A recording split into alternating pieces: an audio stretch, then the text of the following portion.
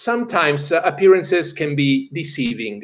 In Italy, for example, I'm Italian of origin, it is enough to wear a tie to be called a doctor. In other parts of the world, a journalist is considered a cook for mysterious reasons. Today we speak with Veersen Bhoolai, author of the book, No, I Do Not Work in the Kitchen. Thanks for being here. Let me just correct you. No, I don't work in the kitchen. Surviving war-torn Afghanistan for 3 years. Okay. The first question. Subtitle right here. Subtitle right here. Yeah, we will speak about this. The first question is the one that everyone is asking. Do you like to cook? Did you wish you were a cook? So this question I laughed. First of all, I do like to cook, and I'm a very good cook. I'm originally from the Caribbean, Trinidad and Tobago. I'm of East Indian descent, and I can cook a variety of wonderful meals, and my foreign friends love them. Having said that, I have never had any aspirations to be a professional chef. No. We met in Afghanistan, so I can say I know the guy on the screen. During one of the Taliban operations. What were you doing in Afghanistan, and what has your life been like since then? Okay, I was hired by primarily the International Security Assistance Force, ISAF. And the idea was to be a journalist and an editor, primarily for PSYOPs. But they needed a qualified editor who would take the work of the local Afghans, edit it, and also write his own reports. And that was my job for 3 years. They would be passed on to HQ, who would use it in the local publication. I believe it was called Sada-i-Azadi, and it was published in one newspaper, but in 3 languages simultaneously, Dari, Farsi, and English. Of course, I edited for the English. How was my life been since? Sorry if I interrupt you, but have you changed your way of thinking about Afghanistan after this experience? Was completely different, or was exactly what you were expecting? Well, I think it had to be a little different, because when you're inside, you have a different perspective. You only can know so much from watching news reports and reading newspapers and hearing other people. When you're actually in the country, as you may know, Afghanistan was once a peaceful democratic country. They were very Western, like Italy or Canada. The women went to discos, they danced and everything. And all of this ended in the late 70s. Yes, the warfare was terrible. What surprised me was how beautiful the country was outside of the cities, because the countryside was untouched. Very green, very beautiful. If you go up in the hills, it was heavenly. It was so beautiful. And I guess what surprised me, but this is normal, I think, if people live in an environment like this, how unfazed the people seem to be by war, gunfire, bombs, etc. There'd be a bomb a kilometer away, the building would shake, they'd look, and they'd go back to work. They'd be shooting outside for like a half an hour. They'd look, and they'd go back to work. And if people like me were peeping through the door at the flashes of light and the gunfire and the RPGs, they'd be like, foreigner, he's worried, he's excited. Yeah, so yeah, you of course do have a different perspective once you're inside the country. In your opinion, is it possible to go back to a so-called normality in a country like Afghanistan after so many years at war and after so many generations raised and born and raised in this kind of rotten world? It's a fair question to ask, and I think it is possible, but it's not going to be overnight. If you look at, maybe it's not the best examples in the world, but if you look at Colombia or Iraq, how they have morphed or changed over the last 20 years, I think it'll take a generation or more. I think the people have had a taste of democracy. They've had some piece of normalcy, like, you don't get killed for listening to music or dancing or going to the movies. But I think it'll take a very long time. This is the Taliban's home. They're backed up against the wall. They have nowhere else to go. I think it will take time, but I do not think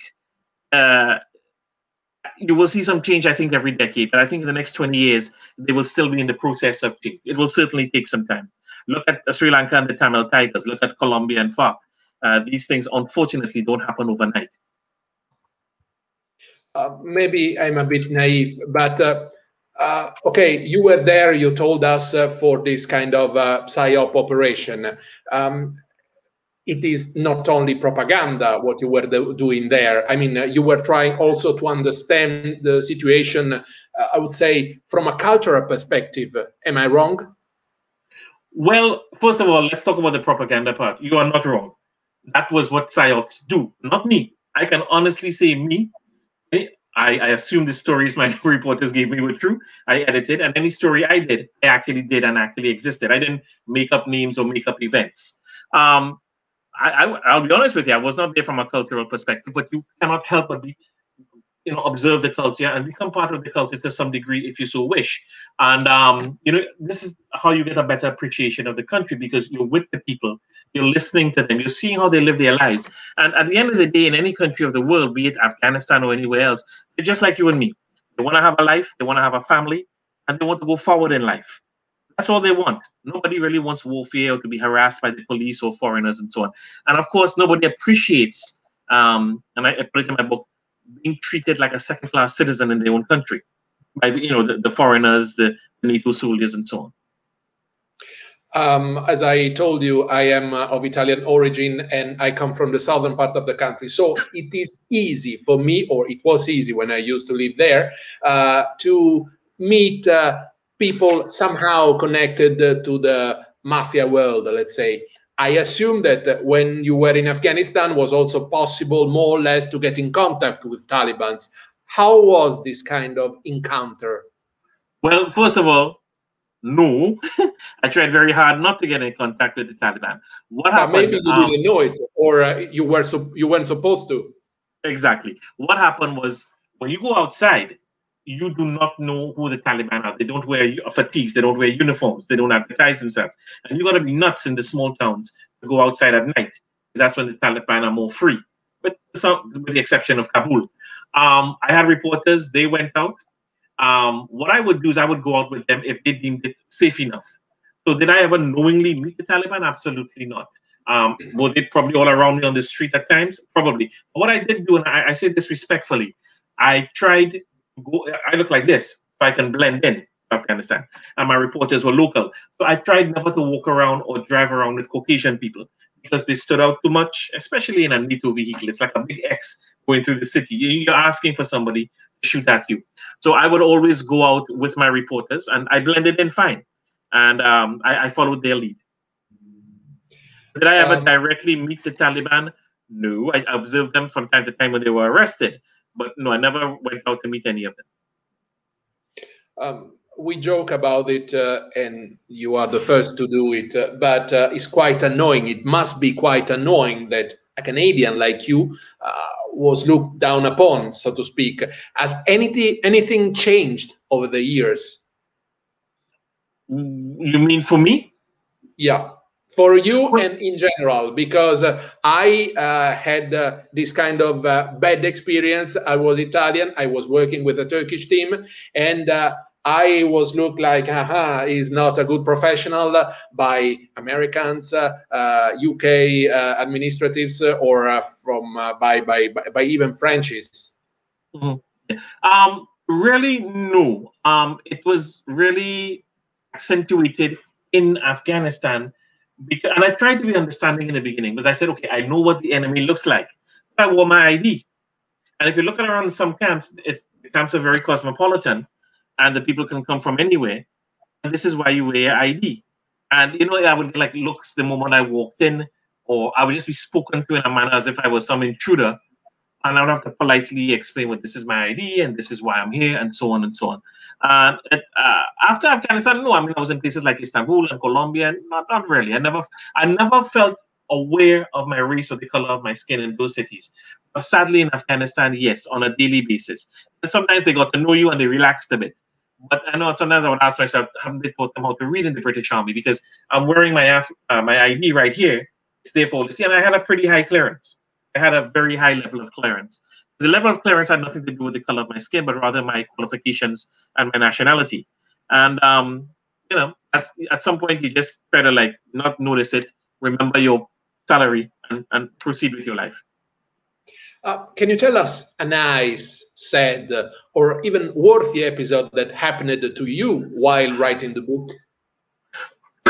Well, while writing the book, no. But I can tell you about two newsworthy episodes or noteworthy episodes about me in the book, if that's all right.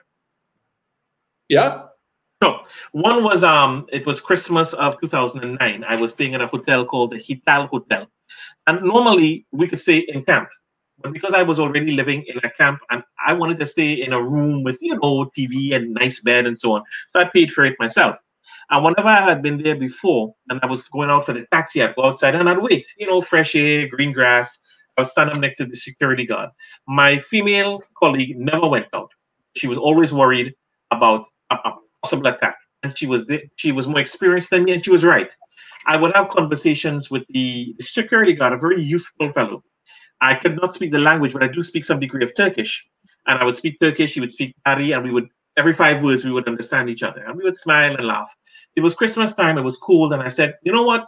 The taxi is always late, 30, 45 minutes. I am not going out there. I'm going to wait in here. I asked the assistant manager for change for 50 to pay the taxi. He exited, and within 5 seconds, there was a boom. The whole room went across my face. The doors flew across the room, all the window glass, plexiglass, was all over me. But we knew it was a bomb. So first thing is I checked for blood, no blood. I checked for my legs were still there. I said, well, that's good. So I looked outside in the car park expecting to see an exploded car or something, but there was nothing. The car park was completely empty. And I was like, okay, what had happened about probably less than 100 meters from the hotel at the first corner? A suicide bomber had blown up a house with a car. And of course, if you're within the perimeter of the blast, you're going to feel it. Now, I was very lucky. I had 3 walls between me and the blast, so it kind of buffered the blast. The young fellow I used to stand next to, he was obliterated. His body parts were blown over the gate of the hotel, traveled about 100 odd feet. And I didn't realize it at the time because we were running to the basement to hide. But the next day I saw them shoveling like hand, foot, shoe, leg into a garbage bag. And I was like, wow. Because I was supposed to be standing next to him. And that one day I changed my routine, it saved my life. And I always think about him. And I was, of course, very grateful that I changed my routine that day. I figured it was a gift from God. The other thing is something that you and I would take for granted. When I was in Kunduz where we met, I had been told by command, if you can help out in the camp or in the local community, if you've got some skills you can offer them, please do so. Because we want to be, we want to help out people. Now, I'm qualified to teach English as a second language. So through my reporters, I communicated with the local university. I said, look, I'm qualified. I've got my CELTA. I'm experienced. I'm native. And if you want, I can give you about 4 hours a week for free. Well, they were in shock. In a war zone, qualified, free, come over. And so they somehow had me doing 8. Now, this university was being renovated. New structures were being built. And the washrooms they had were concrete, but they didn't have toilets. They had basically a hole in the floor and a window. And each toilet stall was piled up with feces, human feces, all over the floor, like an inch high. And I tried when I went to teach a class not to drink much and never to eat anything. Every time, without fail, I would have to urinate before I left. And it was a torturous experience. I would just look through the window, focus on a leaf of a tree, do what I had to do, and try to get out of there. And I said, I do not know how the students who live here put up with this. Because I would leave. I couldn't live like that. I wouldn't believe the moment they built the proper toilets and they were functioning, I never needed to use the washroom again. And but watch all that human feces pile up from stall to stall to stall. It made me realize how the little things we take for granted in our own country, like going to school, potable water, washrooms, stuff like that. I am absolutely no hero, and I spent only 6 months compared to you in Afghanistan. But the fact that it was so easy to be killed, or that was such a risky situation, has changed you as a person. I don't know, you've become maybe more religious, or you have changed your way of being.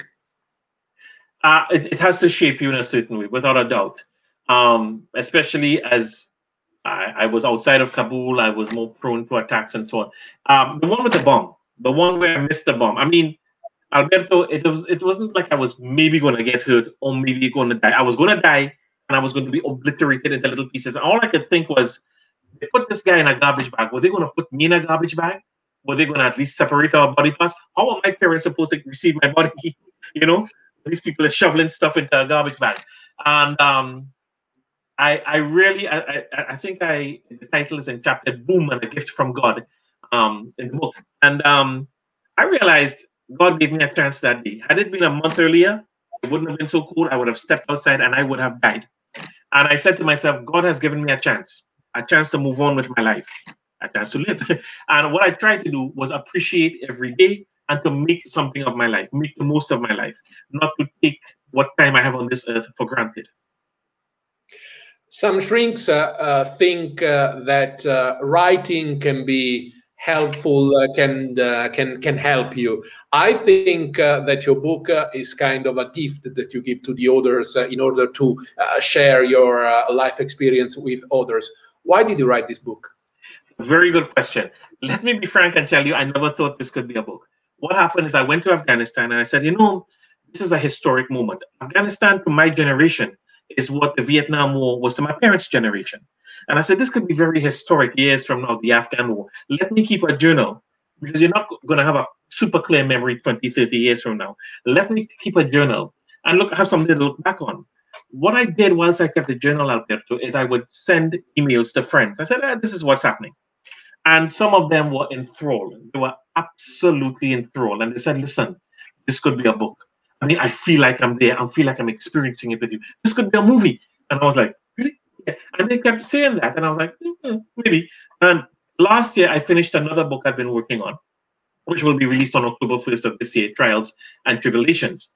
I finished the book just when the pandemic was really coming across hard around the world, April of last year.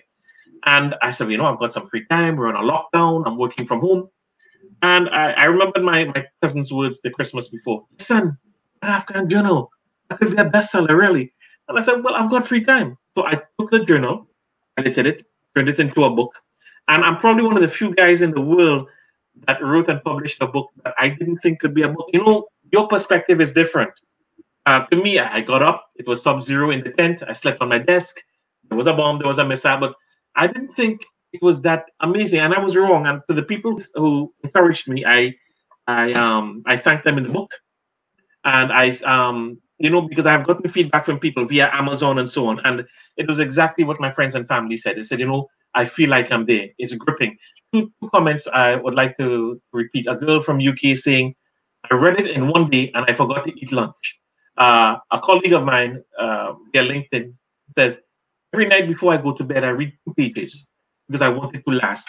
And I have to thank the people who encouraged me. To me, it was an existence in Afghanistan. It was mainly tedious, but sometimes you don't see what other people see. And I am very glad that they encouraged me to make it into a book because a lot of people have shown appreciation for it. Let's leave the planet Afghanistan and let's go on another planet, Latin America, a region of the world that you know very, very well. You've made a series of interesting videos about Cuba, videos that you can find online, where you talk about the difficult life within a regime like the Caribbean one. But you did it in a very informal way. You say and show things that the media may not show. What's your approach to journalism? Do you hide to be able to see things that others do not see? How do you approach people, locals? Well, I'll be honest with you. The Cuban thing was just me being a tourist, but the journalist in me and the person in me was quite fascinated to see aspects of Cuban culture that we may not be getting that information in abundance in our part of the world. And what really, really got me was, okay, there's a lot of commercial activity, a lot of free enterprise in this communist country. And then, of course, I did not expect the challenges to access food. I had my own apartment. I was in a hotel. And I was never trying to be journalistic. I was just trying to say to my friends, hey, this is what happened today. Probably very much like the Afghan memoir. This is what happened today, and this is the experience I had. And this is ridiculous. But this is what's happening. Or on the flip side, this is what you don't know about Cuba. And this is what happened last night. This is what happened today. And my friends like yourself found it very interesting. I did not expect to have that level of reaction. And some people found it very humorous. I wasn't trying to be humorous. I was just trying to say, this is what happened. So it wasn't even being done from a journalism perspective. It was just being done from the perspective of and maybe it's a journalist within me and I didn't even realize it, but this is me finding out fascinating facts about Cuba, and I'd like to share it with you, the people living outside, because you may not be aware of it. Now there are videos, but in general, do you think, as a journalist, is it complicated to be simply believed? Because people maybe the things you have experienced are so crazy, so incredible that normal people, in brackets, maybe wouldn't believe it. You know, when it's happening to you, it's just a normal existence. You know, it's not like I thought I was James Bond or Rambo or something. I was in Afghanistan. This happened. I was in Cuba. This happened. I have never thought of it that way, Alberto. No one has ever questioned me about it or questioned my credibility. Nope, I never had that issue. And you also lived in Colombia, a country that I know quite well. And right now, the country is in the throes of a social revolt. There's a curfew in many cities. The police are accused of using excessive force. The country, as a president, was proved quite incapable of governing. On the other hand, however, I do not remember in the history of the country such a process of, let's say, destabilization towards a president. What's your opinion on this? What's Colombia to you? Well, okay, let's start with your very last question. What's Colombia to me? I lived in Colombia for about 6 years, on and off. 5 of those years, I think, were consecutive. It's a beautiful country. It's a country that I think gets a raw deal. They've been stigmatized. Colombia only makes the news when something negative happens. Cocaine, guerrillas, protests. I will say that they have worked hard to diversify their economy. The danger factor, I mean, I lived there for 5 years. I've had friends living there for 20, 30 years. And it's no different than living in, okay, it was really bad in the 80s and 90s. But post-2000, it's no different than living in Miami, Los Angeles, or New York. Yes, you have to be careful. But Colombia is a beautiful country with a lot to offer. In addition to, as I said, diversifying the export needs. Medellin is one of the most beautiful cities you will ever visit. It's a top retirement spot. Cartagena is one of the tourism jewels of Latin America. So Colombia tends to get a raw deal sometimes. There is a lot of positivity, and it does not seem to make the news. I don't know why, unless you really look for it on the internet. Regarding what you just said about the president and what's been happening, yes, he does not always seem to have a lot of credibility. In the last 3 years, there have been a lot of accusations about community leaders being murdered, protesters being murdered, and with no one really taking the blame or being culpable. A lot of impunity. So he has lost a lot of respect. Around late March of last year, when the world was beginning to realize how truly serious COVID-19 was, different mayors throughout the cities said, "Okay, let's have a lockdown. Let's be safe." And he said, "No, we don't need a lockdown. There'll be no lockdown." They simply ignored him. They had a lockdown. Barranquilla, Cali, everywhere else, Cartagena. And when he realized he was being ignored 2, 3 days later, he said, okay, let's work together. Let's work together. He does not seem to enjoy a great deal of credibility with his people. Also, you have to understand, too, that I told you that the Colombian economy has come forward in the last 20 years. They have diversified the export base. But what has been saddening about this is that the gap between the rich and the poor has more or less stayed the same or become worse. The rich have just become super rich, and the middle class has grown just a bit. And I think people got a little frustrated. It's one thing on top of another, on top of another, on top of another. Now you're talking about taxes. And then, of course, when they protest, you see the police shooting canisters directly at people. This would infuriate, I think, any nation, any country. Veersen Bhoolai, thank you very much for this conversation. Thank you, Alberto. Thank you for speaking with me. And I say to everyone, no, I don't work in the kitchen. Buy the book. Beautiful book, beautiful cover. Beautiful cover, beautiful book. Thank you. Thank you, Alberto.